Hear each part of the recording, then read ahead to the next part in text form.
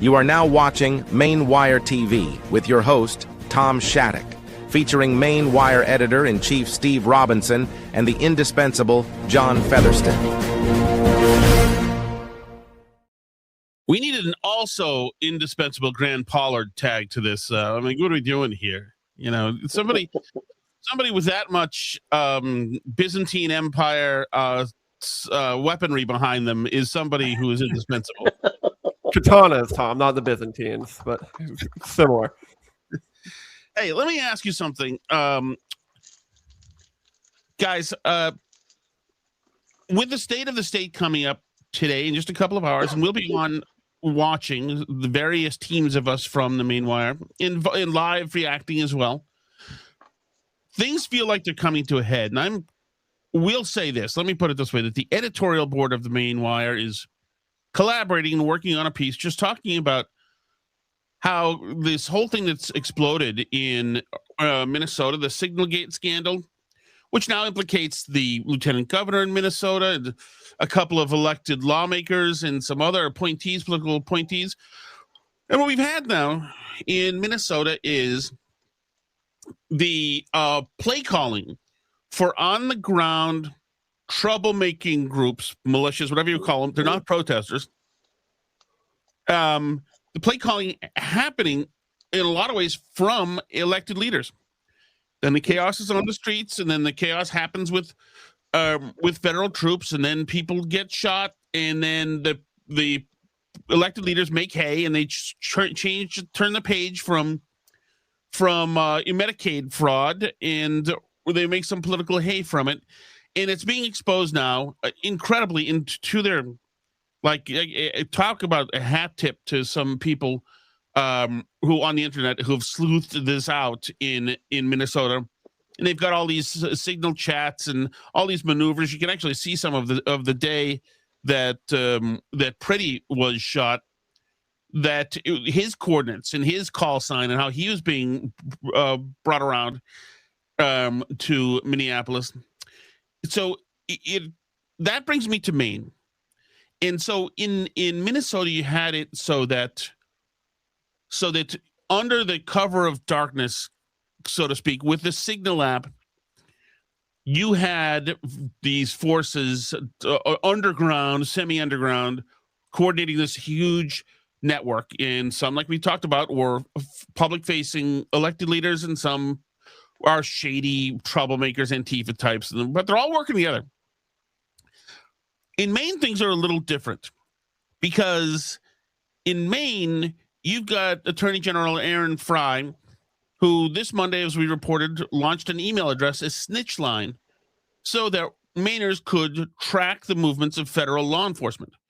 And although you couldn't upload video and photos, they encourage people to take them, and then they'd get a hold of them during with an email, which is also another layer of secrecy, really, depending on the email that the government uses.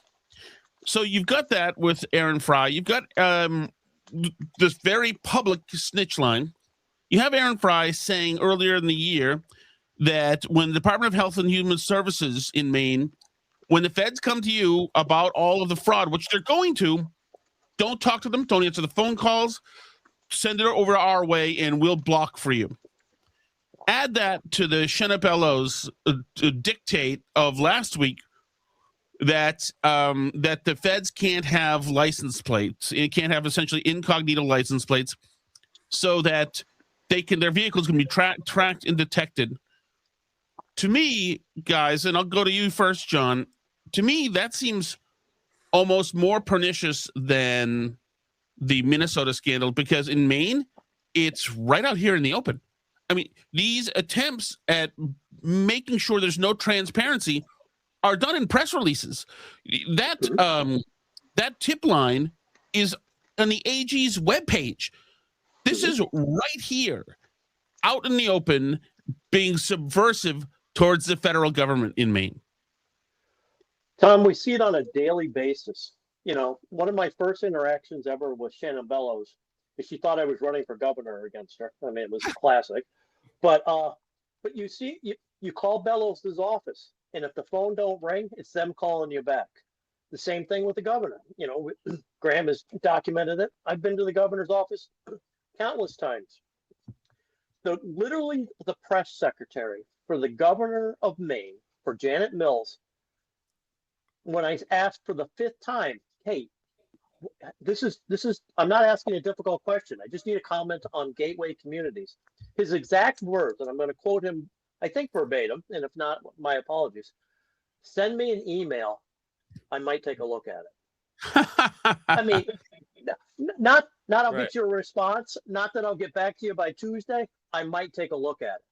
I mean, they do it with, wide-eyed innocence. And that's what you go to the Secretary of State's office and say, hey, listen, this poor little special needs nonverbal girl went missing for 6 hours. Can you tell me how many driver's licenses are listed to this address? No. What do you mean, no? No. You don't care about this little girl? Well, I can't give you what you're looking for. It's a special needs girl who's nonverbal. She went missing for 6 hours. Where's your human compassion? Sorry, can't help you. Next, I mean, you see it every day in Maine, and it's scary. Well, to me, Graham, let me ask you something. If John's talking about the special needs girl, that's in the public interest of everybody. And to set up a brick wall and wall off reporters like John for that means this is just blanket policy, no matter across the board. We don't speak to anybody. Oh yeah, absolutely. We don't speak to anyone at the Maine Wire or anyone that's not on the payroll of the Mills no bid contract gravy train at a bare minimum. When this whole Shanna Bellows restricting the confidential license plates situation happened, we accused her of putting her campaign and putting politics ahead of the safety of federal law enforcement. And ever since then, she's proven us right with fundraising emails, with the post that she made on Facebook in the wake of the anti-ICE rally that John got kicked out of. It was something to the effect of no more masks, no more fascism or whatever. And then the last one was no more confidential license plates, just thrown in there, which I thought was a hilarious thing to do, to say and just put that out publicly. I was watching and I was pretty fired up by this. The video that we reshared this morning of a couple off-duty people who were at least accused of being ICE agents. I don't know for sure if they were, but the agitators, the mob foaming at the mouth in the video were pretty convinced that they were. These were guys that were off duty, were just trying to get a drink, and essentially a lynch mob chased them out of town. And these guys were, thank God, cool, calm, collected, and just walked off, probably back to their hotel. But is this the Maine that Shanna Bellows and that Graham Plattner and Janet Mills are trying to create? Is this the culture that they're trying to foster, where two guys that these people know nothing about are not even allowed to comfortably sit down and have a beer in downtown Portland? I mean, these agitators, this mob knows nothing about these people in particular, other than the fact that they somehow identified them, even though they're probably wearing a mask, and they somehow knew they're from Arkansas. But in terms of who they are, their families, their personality, their character, they know nothing about them. They just know that they're federal law enforcement agencies. So you've got this guy literally like a rabid dog foaming at the mouth, chasing him out of this brewery. When Graham Plattner calls for resistance, is this what he wants? Is this the Maine that he wants? I think that's a very fair question to ask in the wake of the statements that he's been posting. Well, did you see the, and maybe you posted it, Graham, if you did, I apologize. Did you see the two women who took a selfie with some ICE agents, and then this old guy chased them down and peppered them with the C word? And you know what? He felt very noble doing it too. Whoa. It is tough out there. But Tom, can we circle back real quick? And we talked about it last week on Maine Wire TV, but we can't talk about it enough. Janet Mills put out a statement saying she supports an investigation into gateway communities. I still don't have it. You don't have it. Nobody's seen it. What are the chances that she's going to bring it up tonight in her State of the State? Zero. So when a legitimate news organization says that the governor put out a statement and it's not reported by any other news organization other than the Maine Wire saying, hey, we can't find that statement, that tells you everything you need to know in Maine. Yeah, and forget the statement, John. There is no investigation. If she was serious about it, there would have been some investigation that she would have launched. Instead, we've got this quote-unquote statement that may or may not actually exist with absolutely no action behind it. I mean, a comment to a news organization means nothing if you're not putting any action or intention behind that statement. Is a text message a statement nowadays? Because I don't think it is. Well, Yeah. Well, the thing is that it is if she wants it to be. So if somebody goes after her and saying that, hey,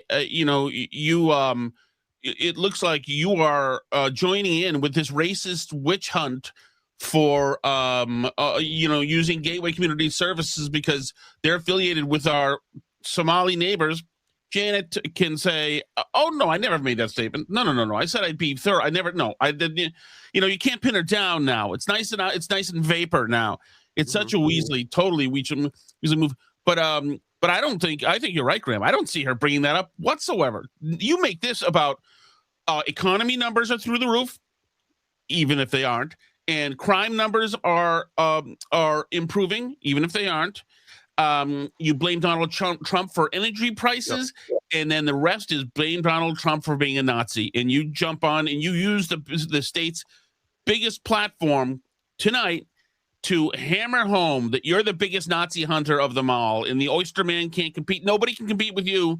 You're the biggest Nazi hunter of them all, and that they need you in Washington, D.C. to hunt Nazis like you did face-to-face with Trump already. And that's when you spend 36 minutes doing that, another 10 minutes shaking hands, and then you're out. Yeah. Tom, what is truly amazing, and this is just so blatantly hypocritical that is like you can't not make this point, that she puts out this PR stunt demanding a meeting with the Trump administration. A day before that, or maybe it was the morning of, but it was before she put that statement out, Republicans demanded a meeting with her. So these are Maine state lawmakers requesting a conversation with the governor of Maine. That's a pretty attainable meeting. You think that's a pretty reasonable ask. Well, we found out today, confirmed that she has not granted them that meeting while she's simultaneously demanding a meeting with Trump. And I will say, to play devil's advocate slightly, I'm not even 100% certain that she knows that statement went out. That could just be a social media lady in D.C. tweeting on her behalf and thinking that's going to look good. But still, it did come from her name, and she is just so blatantly hypocritical that it's like, how can you not even laugh at that? But that exposes how dysfunctional Maine has become, because a Republican leader should be able to walk right into the governor's office in any state. Or I'm not even just talking Maine, or a Democrat leader should be able to walk into any governor's office and go, "Hey, what's the governor's schedule look like on Tuesday? We need to have a meeting." I mean, that's how government works. I mean, and that's how good government works. And the fact that the governor won't even respond to, another party's request for a meeting. I mean, maybe it doesn't happen for a week or 10 days because she's out in California raising money for her Senate campaign or something like that. But it shouldn't have to become news that, hey, we want to sit down and talk about something, because isn't government's job to take care of the people? And isn't that the biggest priority?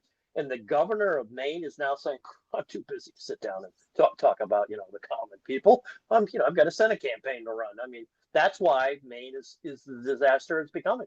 Yeah, she hasn't exactly posted a very busy public schedule either. I mean, I've really seen her not doing anything over the last couple of days that she could use as a plausible excuse of, I was in Androscoggin or whatever. There's been none of that. And yeah, you're exactly right, John, everything you said. And going back to what you said earlier, Tom, I agree with you 1,000%. I bet you at least 20 to 30% of this speech tonight is going to be ICE related. And another theme that I am predicting she's going to hammer home is the economic chaos and turbulence that Trump tariffs have caused in Maine, which is a theme that she has been hammering on since the day that Trump tariffs were even announced. One of my favorite press releases she ever did was it was on something completely unrelated, and then she put a jab in about the price of eggs, and Trump should be busy lowering the price of eggs. And of course, the price of eggs dropped like 90% a week after she posted that. Yeah. She never gave an update, but that's been a constant theme of hers. Everything that's wrong in Maine's economy is the tariffs' fault. And unfortunately for her, the national data is just not backing her up on that whatsoever. I mean, import prices remain flat. Inflation remains flat, very low. I think it was 2.7%, right, the last month. So she's been hammering this narrative for the last 10, 11 months, and the data is just not backing her up, but she doesn't seem to turn. And I think we're going to hear a lot about that tonight. I bought gas this afternoon, $2.82 a gallon. I haven't seen gas prices that low in, I don't want to say forever, but a very long time. Yeah. $2.82 a gallon. What were they under Biden? At $5.50? So come on, stop. Do you expect that she'll try to do anything? I want to see 4D chess here. Will she try? Will there be a new wrinkle here? A new wrinkle of, I mean, she doesn't have to because she's running for Senate. Is there going to be a new wrinkle of bipartisanship? A new wrinkle of saying we need decency to return to Washington, D.C. Could there be, do you expect a strain of positivity in the message? Because this is obviously an ad for her race. Is there a positive, or is this a spiking the football on her time as governor and bigger and better things? Or is this an overall out and out indictment of Trump and the creeping, incessant racism and that needs to be countered, and that's why you need a fighter? She's been fighting for 7 decades, a fighter in Washington, D.C. Well, don't forget, you're leaving out one important person I think will play a central theme tonight. She will attack Susan Collins, unjustifiably, but she will attack Susan Collins, yes. Yeah, I totally agree. In her past State of the State's address, she has tried to do that, Tom. She will acknowledge certain initiatives that I would disagree with, but are maybe, slightly less controversial, like expanding money for like climate resilience in terms of like erosion or protection from storms and stuff like that. She did that last year. There will be a few things. It'll be interesting if she touts her expansion of the Medicaid program, giving all the fraud of that in the Medicaid program that we and Steve have been uncovering. She did post out a social media video a couple days ago touting that, so maybe that's a preview of what to come. But no, I do think she she'll try to list and tout some accomplishments that she's achieved. The only problem with that is there really hasn't been that many accomplishments. I mean, I think the one thing everyone in Maine can agree on, Republican and Democrat, is that the state has gone downhill. There just seems to be a cognitive dissonance where the people on the left think it'll somehow get better if they go even more to the left. But yeah, so I expect some positivity, but certainly attacks on Collins and Trump, I think, will be prevalent for sure. And you could do both of those with ICE, and that's why we've been talking about this. Susan Collins wants to fight ICE. I think she was said enthusiastically this morning, actually. She stood up in the well of the Senate and said that she wanted to fund ICE. And so there you go. There's the battle lines right there. And so that way you hit Collins and Trump and tired of Trump. I don't know. I've been. But Tom, where's the chaos? Where's the chaos in Maine? I'm a reporter in Maine, and I put a lot of miles on my car every day. And I like chaos. I don't see any chaos. Where is it? Why am I missing it, boss? The Mogadishu store. Then our neighbors are afraid to come out of their houses, is what I'm hearing from elected leaders in Maine. There are new Mainers are afraid, and because Donald Trump's shock troops are all over the place, which is why we need the government now to help track them down. Hey, by the way, that's another point to this, Graham, is it with the Attorney General saying, here, use this as your tip line, he's encouraging a certain level of vigilantism from the citizenry, which you're not supposed to do. He's encouraging them to drive around and write things down and make observations and send them in to us as if he's deputizing all these nose-ringed Mainers here.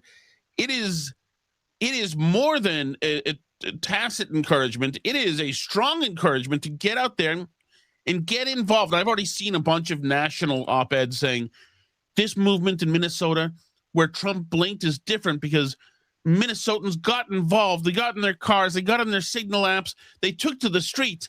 And so this very romantic narrative has already been drawn here. And a lot of people on the left are going to gravitate right to the warmness of being involved in this narrative. Yeah, you know what? Let me say one other additional thing about this tip line. I think you guys did a fantastic job covering this yesterday. I would encourage anyone to go back and listen to the Maine Wire TV episode yesterday for more on it. But one element that you guys didn't talk about, which I think I noticed because I do this for us with the Maine Wire, is we get in on a busy day, something like 100 tips a day between Facebook, Instagram, Twitter, and our tips at themainewire.com email address. It is like legitimately a lot of work and a lot of time to go through and read all of the tips and follow through with some of the tips and track down some of the tips. If they're getting like 200, 250 tips a day from this tip line, I mean, that is legitimately like a full-time job for somebody to go through all those. So there's someone in Maine who is on the taxpayer salary whose full-time job the next 2 weeks is going to be to sort through all these anti-ICE tips. Like, is that a valid use of taxpayer money specifically for anyone in northern Maine that supports ICE, that your paycheck is going for some government employee in the AG's office to just read email tips all day? Like, I think that's an underrated issue here. Graham, it's so funny you say that because I was reading our coverage again of it today, again, of the AG's statement that's in at maine.gov/AG. And I had misread something in our coverage saying that towards the end of the statement, it said, any content sent may be the subject of public dissemination under Maine's FOA laws. And I thought, well, there you go. At least they know that we're going to be taking a look at this stuff. And it didn't occur to me until I looked at it this morning and said, wait, that's not for us. That's for them.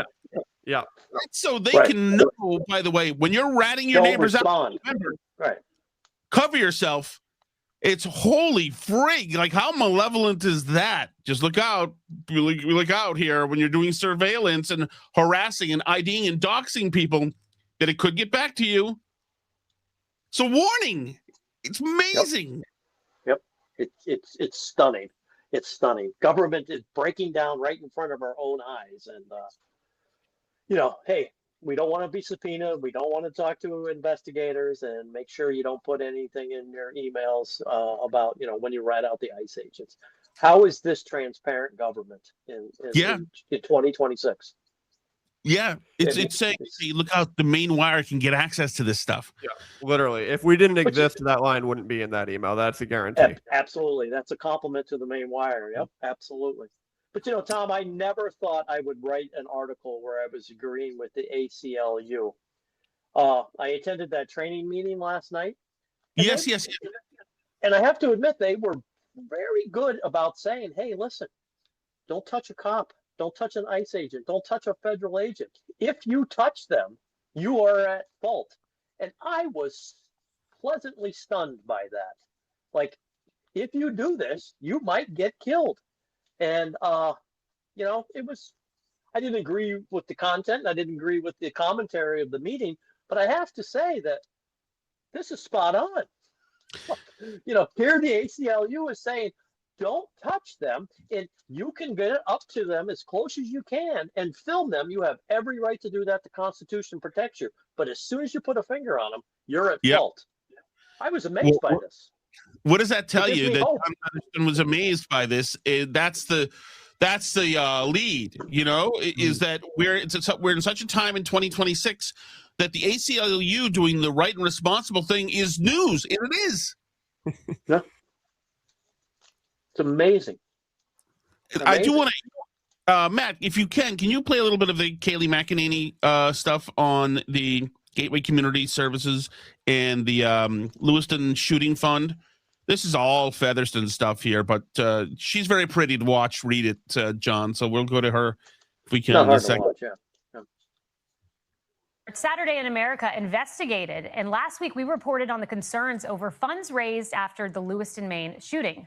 Today we have new details, but first a reminder of what took place in Lewiston on October 25th, 2023. A mass shooting in Maine. The massive manhunt continues for Robert Card, the man who police say killed over a dozen people and injured several others Wednesday night after he opened fire at a bowling alley in a restaurant in Lewiston, Maine. Now 18 people died that day, including some within the deaf community.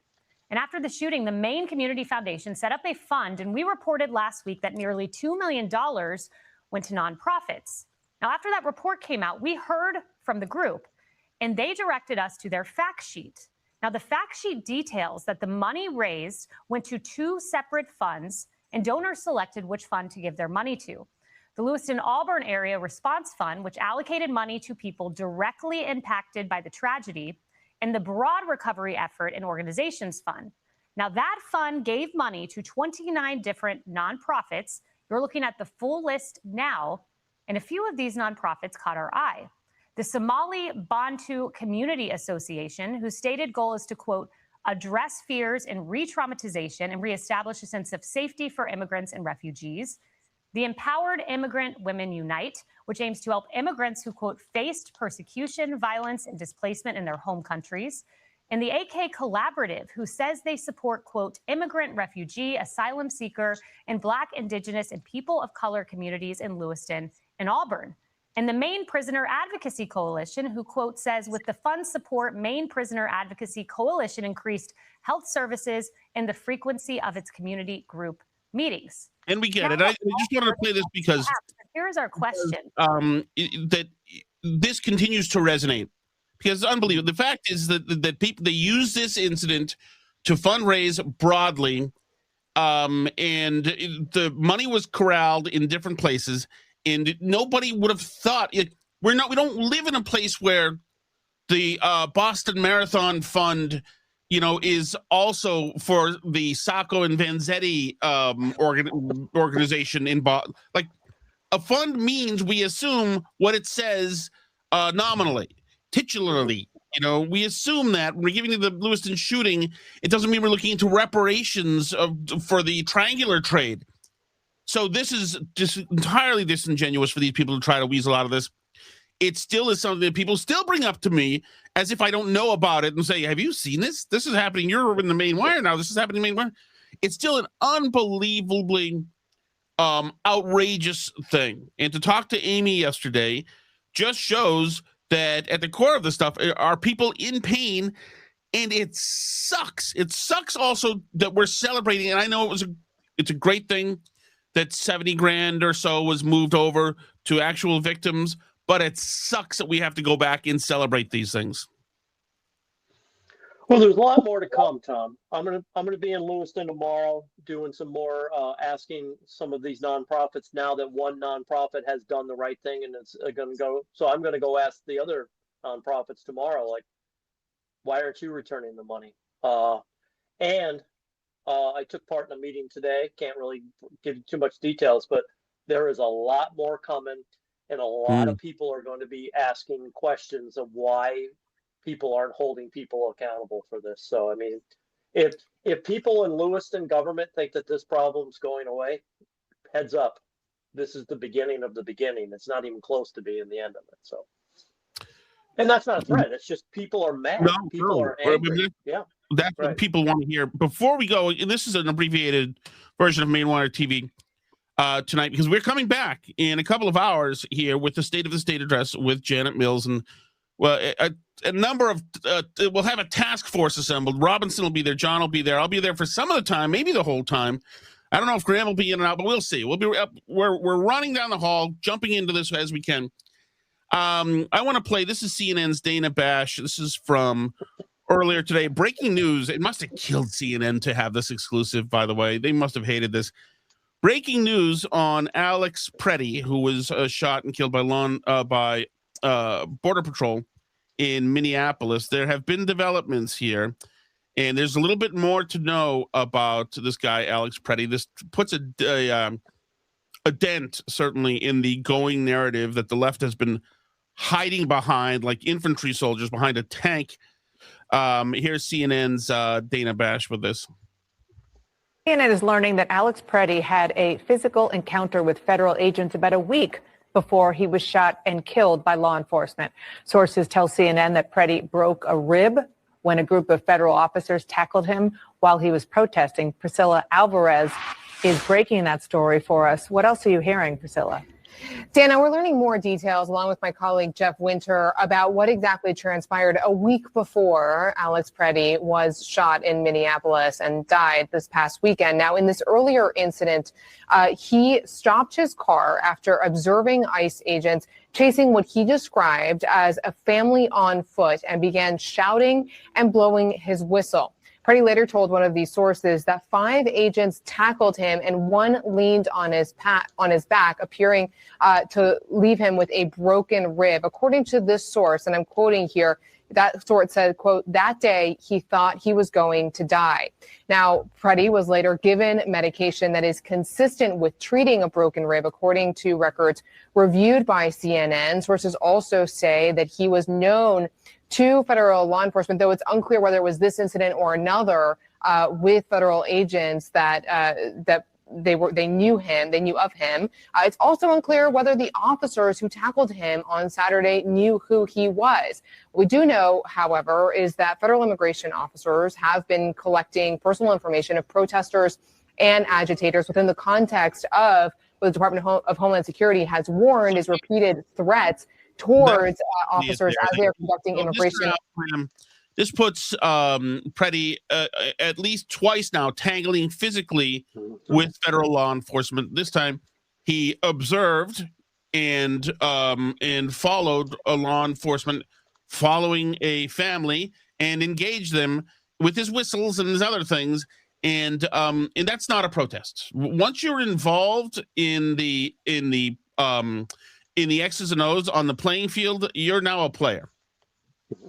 Yeah. You know, I have a package sitting on my desk that I've been waiting to send for like 2 weeks, and I have just never had the time to make it to the post office because I'm working so much.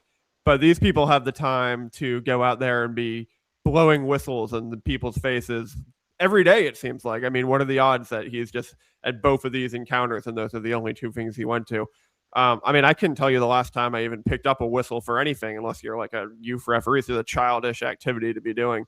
Yeah, I mean, this is like what Grandpa, I keep going back to this, but this is just what these people are fomenting in Maine, the Graham Plattners, the Shinabellas in the world. We're saying, fight, fight, fight. They're just encouraging this type of lawlessness and these type of people to be in these situations. Like, was it like, am I glad he is shot? No, of course not. It's a tragedy, but it's if you're putting it, you said this yesterday, Tom, it's so easy not to get shot by the police. Like the baseline is don't wrestle with a police officer with a gun. But if you think these police are, these secret evil mecha Hitler zombies that are, or Nazis that are just here to destroy the very foundation of our Constitution, which is what Graham Plattner is essentially saying, then yeah, you can see how maybe your risk tolerance for this activity might go up. So it's just, but I just don't understand how people have the time to be not working and getting out there doing this. I mean, that is just totally foreign concept to me. Hey, if you guys break my rib and I show up a week later and I get involved in another incident, you got a better chance of winning Powerball than that happening. I'm not saying he went there to shoot. I'm not saying that he went there to do it. He went there to be part of the story, though. Yes. He was there on Saturday to be part of the story. I do boxing for breaking his rib. I do boxing a couple times a week, nothing too intense, but I've got hit in the ribs pretty hard before, and it doesn't feel good. And once you get hit in the ribs, you don't really want to be out there doing vigilante stuff. At least that hasn't been my experience. So yeah, the dedication to for this guy to be out there injured, playing hurt, is pretty ridiculous. Yeah, but why not? If you get an inspiration speech by Tim Walz and Jacob Fry and Graham Plattner and Janet Mills, they're inspiring you to get out there and to be a hero, like I'm sure she's going to do in just like 2.5 hours, then, people believe this. People believe elected leaders when they say things. And we don't, because we're all cynical now and burned out on the lies, but too many people do. But that's our preview for tonight. Join us at 7 p.m., maybe a few minutes earlier, but certainly at 7 is when the State of the State is. Me, John, maybe Graham, maybe Seamus, maybe Matt, maybe who knows? Who knows? Could be all of us, could be just 4 of us, but we'll see. We appreciate it. Have a great night, everybody. Boys, I'll see you in a couple hours. Thanks, Tom. Take care. Appreciate you. Thank you.